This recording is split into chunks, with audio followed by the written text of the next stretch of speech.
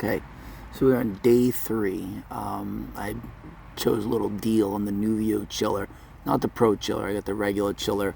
I took a chance on it. It was $400. Shipping came in pretty quick. It was less than a week. And you know, the commercials, they definitely say, oh, you plug it in, set it up anywhere, and then make it literally, you can have cold plunge baths, like, you know, pretty much very quickly. All right, what I will say is it took about 13 to 14 hours to get my tub from 71 degrees down to 41 degrees, okay?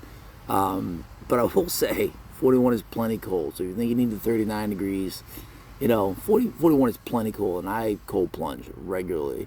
Having said that, if I were to want to say maybe get the chiller down, the temperature down quick, maybe I would put ice in the water to bring it down the temp, you know, and kind of help the cooler get it down fast. Because once it's there, it's definitely going to keep it down. Here's my pod, okay? I kind of tied off the filter and the pump. The pump's rather small. I like the fact that it's this pump in line. I thought it was going to be in the housing, but that makes it so it's easy to replace. So I am outside. So I wanted the pump off the ground because you can see I got stuff kind of like circulating on the floor. There's stuff floating, and there is stuff floating in the middle, but that stuff will settle back down. And I'll turn the pump back on when everything settles, so stuff doesn't start to get in the impeller and maybe ruin the pump a little too soon. All right, this is kind of a crude setup, but this is just for now, just to test it out. See, I got it kind of tied off to the side, running down his Nuvio Chiller. These things, they were kind of leaking in the beginning. This is all condensation now, but in the beginning they weren't strong enough. It did come with 2 hose clamps. I chose to use those on the filter and stuff down in there to keep them on. They might have been for this. I will get some hose clamps, but I just took some wire I had and kind of tightened it up, stopped it from leaking. When I do get in, I disconnect the battery and turn off the chiller.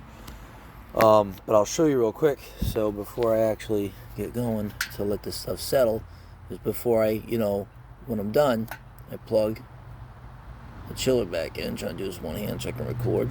So I plug the pump back in. That turns the pump on. Then the back of here, there's a little switch. And that kind of turns the chiller back on.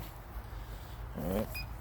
It kicks back on. Right now, you know, obviously you'll see the temp going back down, circulating back to the temperature sensor. But I'm sure I probably raise up the temp a little bit from being in it. And then that's it. You know, you can change, you know, delays and all that, but you keep this thing on. It's been on now for 3 days, running straight, except when I'm jumping in.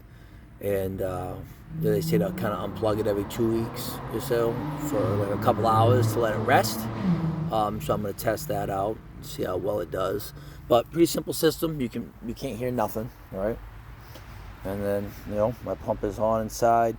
When I'm done, I'm not going to show my cover because obviously it's not a Nuvio cover. This is a different pod that I already had because I was using ice. But I'll cover that back up. I'll throw my tarp over it because you kind of want to keep it shaded and at the same time keep you know, the Nuvio Chiller from getting too wet. So they do kind of want an elevated surface, but I've got plenty of room around this. There's plenty of air moving out here. And yeah, so day 3 of the Nuvio Chiller. I know there's a lot of bad reviews on it. I see a lot of people saying that the pumps break down or the pumps stop working after a while. We're going to test that. I'm thinking maybe it's because sediment gets in there.